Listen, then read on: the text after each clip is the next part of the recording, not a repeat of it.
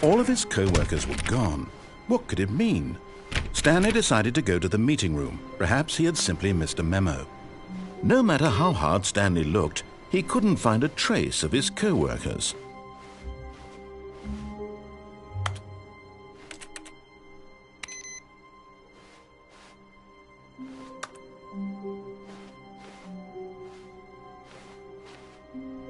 Not everyone is so lucky to have a bucket, but Stanley is a very lucky fellow. Very lucky indeed.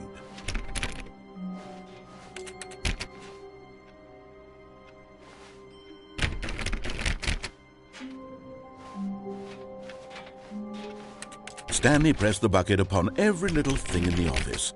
Nothing responded to the bucket's touch, but it did little to discourage Stanley's belief in the magic of the bucket.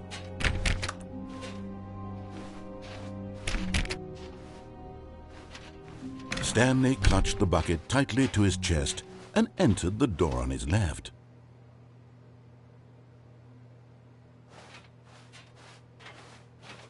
This was not the correct way to the meeting room, but Stanley had felt the bucket calling to him, telling him that the employee lounge was simply the place to be.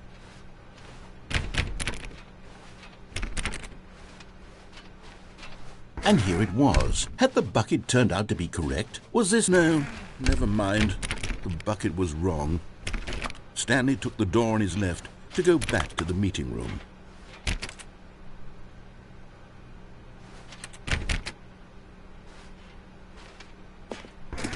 No, said the bucket. Don't go to the meeting room. Go somewhere else. The cargo lift, yes. Go there. Good, said the bucket. Now ride the lift all the way to the top. There's something up there I need you to do. Stanley did not question why or how this bucket was speaking to him. It should have alarmed him, of course, because buckets can't talk. But Stanley chose and he unthinkingly did whatever the bucket asked.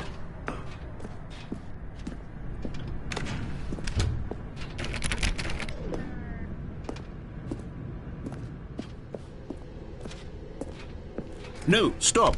Look there on the wall. You see, there's a sign right there. It says, "No buckets past this point." Stanley, how could you think it was okay to bring the bucket here? Unless, what if the problem is that you actually don't know what is a bucket and what isn't a bucket? I suppose that would explain a lot about your behavior up to this point. Which, if that's true, well, my goodness, I think we have to do something about it. This misunderstanding could have dire consequences on the entire rest of the game if not addressed quickly and properly. So much of the impact of the story is dependent on your understanding of what is and isn't a bucket. Please, step in here for a moment.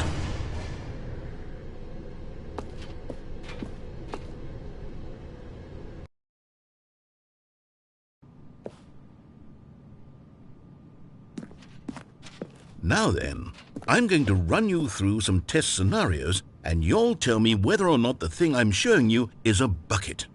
Simple enough, right?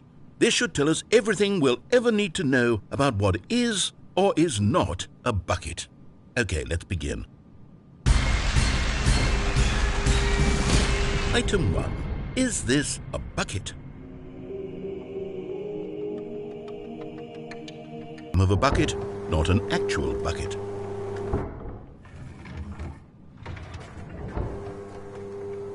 Item 2. Is this a bucket? Correct. It is a 3D printed recreation of a bucket, not an actual bucket.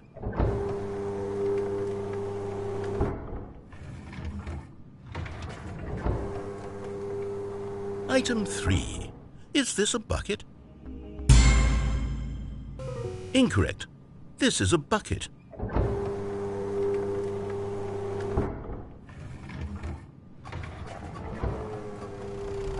Item 4. Is this a bucket? Correct. This is a tractor and not a bucket. To be honest, I just sort of put this one in here as a gimme, but I was starting to get concerned that even this might be too much for you. Thank you for not making me look like an idiot. Okay, next one.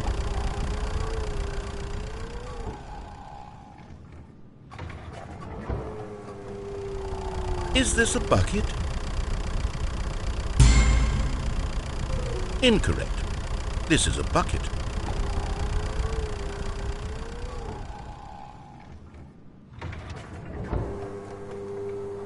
Item 6. Is this a bucket? Trick question. Both. Gotcha.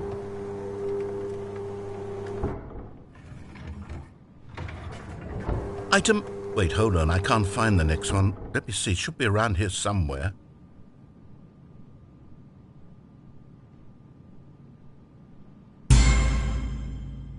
Yes. Thank you. There's nothing here. Of course it isn't a bucket. We both know full well that nothing isn't a bucket. Wait, when I say nothing isn't a bucket, that makes it sound like I'm saying everything is a bucket, which of course is not true. Unless... Is that what you think? Answer me straight, Stanley. Are you trying to tell me that you believe everything is a bucket? You know what? I'm too confused to even sort it out. I've lost all sense of perspective. What is a bucket? What isn't a bucket? Mere moments ago I could answer these questions with confidence, and yet now I'm somewhat adrift. Do any of us know what a bucket is? Am I a bucket? Stanley, I can't keep doing this. I'm losing myself, and myself was all I ever had to begin with. I'm afraid the bucket is threatening to tear our relationship apart. I can't have that. I'm sorry, but I'm going to erase all buckets from the game entirely. Okay, here we go.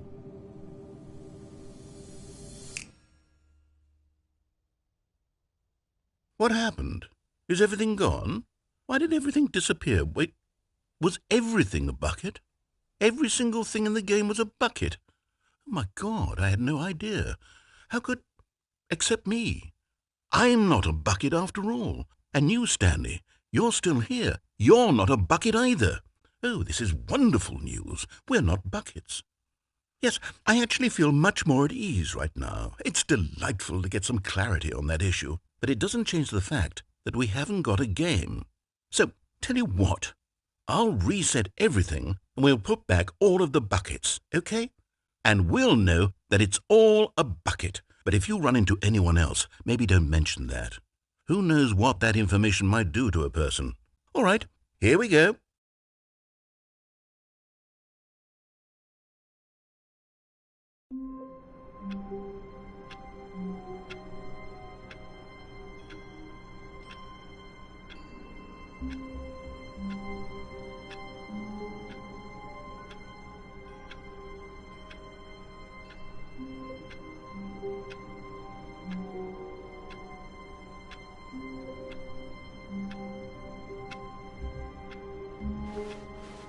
All of his co-workers were gone. What could it mean? Stanley decided to go to the meeting room. Perhaps he had simply missed a memo. It takes a lot of humility to carry a bucket so magnificent. Stanley checked his ego and then proceeded onward. Stanley clutched the bucket tightly to his chest and entered the door on his left.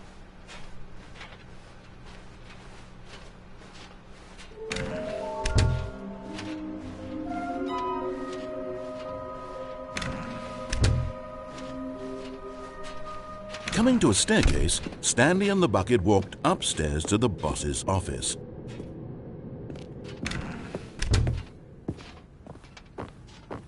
Stepping into his manager's office, Stanley was once again stunned to discover not an indication of any human life. Crushed by the weight of this revelation, Stanley may have broken down into an emotional, but Stanley guessed the correct code by sheer luck. Was it that the bucket knew all along? Was the bucket guiding him?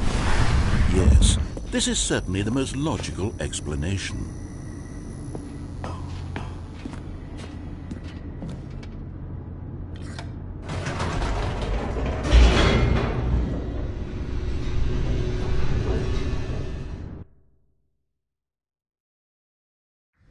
The elevator raced downward, plummeting towards an unknown fate. It would be all Stanley could do to keep himself together, if not for the bucket. Soothing him, comforting him, reassuring that in this darkest moment of uncertainty, he would be all right. The bucket is here for you, Stanley. Everything will be fine.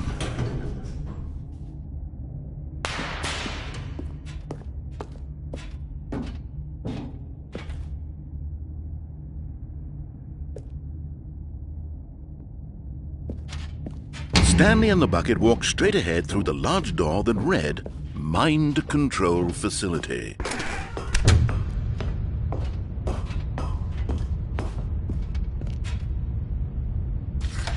The lights rose on an enormous room packed with television screens. What horrible secret did this place hold? Stanley and the bucket both wondered to themselves.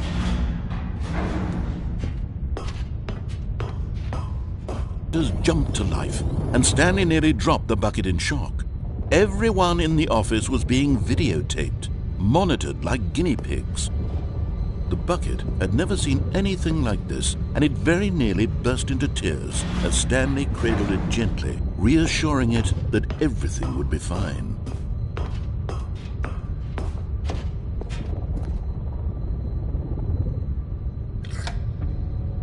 Was the bucket under the mind control facility's influence as well? Had the bucket been told to do things it didn't wish to do? What kinds of things does a bucket want to do or not want to do in the first place? These questions raced furiously in Stanley's feeble mind. No! He screamed into the bucket. He couldn't accept it. His own life in someone else's control, never! He squeezed the bucket tighter, his one friend in the entire world. At this point, he could trust no one except for the bucket.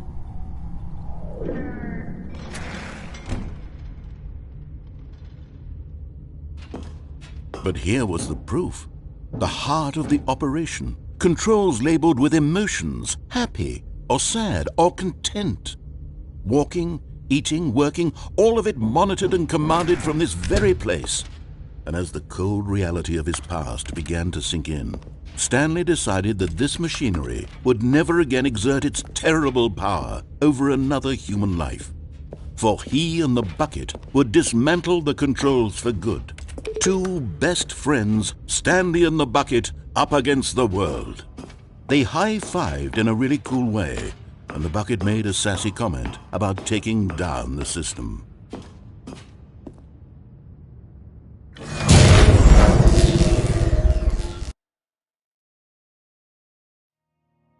Stanley and the bucket waited in blackness. Was it over?